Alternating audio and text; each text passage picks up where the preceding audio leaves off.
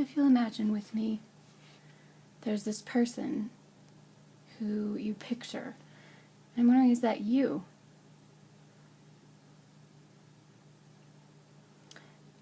Perhaps you've been sitting in the audience and you've seen an interpreter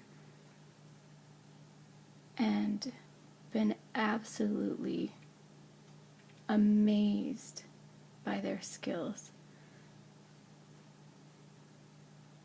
I mean, just flabbergasted and awed by how beautiful their work is.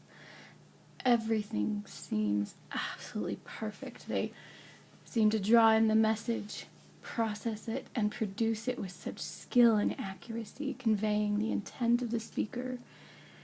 And you feel like you're watching these interpreters and they're just blowing you away, and yet for them, it's like just another day at the office. It's not even a big deal. And you sit in the audience absolutely stunned.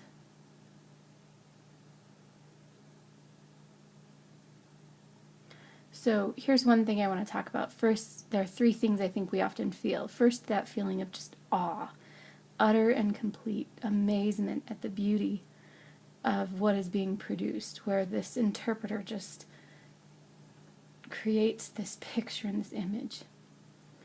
Second, we might feel a little bit, shall we say, envious, like, I wish that were me. They have such experience and skill, and they just embody this, and you just kind of want to absorb it and be that person.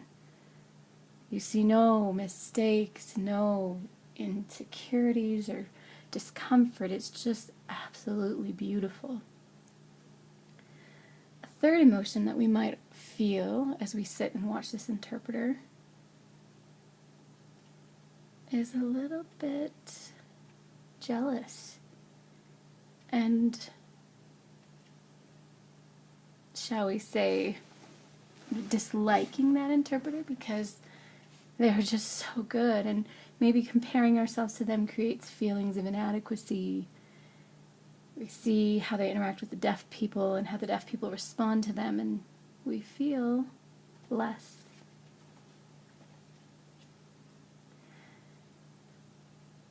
And as it's our turn to sit in the hot seat and begin interpreting, we switch places with that interpreter. We see the audience members first with excitement, slowly easing into utter boredom, and finally to a point where they're not even watching us. We see them struggling to pay attention, and we feel discouraged.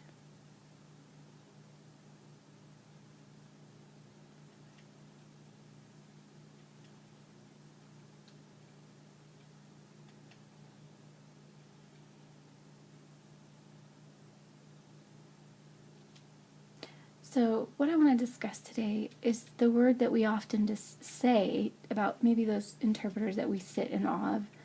We often talk about talent, that word.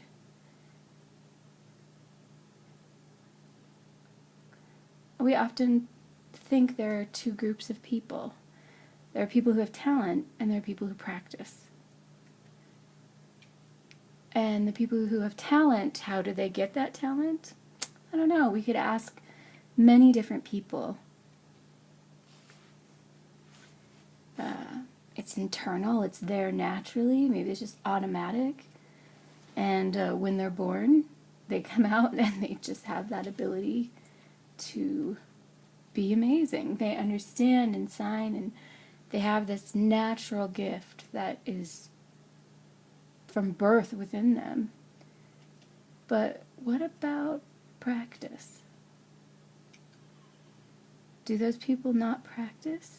I think that's a really significant question. One that I think we need to think about and discuss. Now, this other group we discussed, the one that practices, what does that mean? How do we hone our skills? How does skill and experience develop and happen?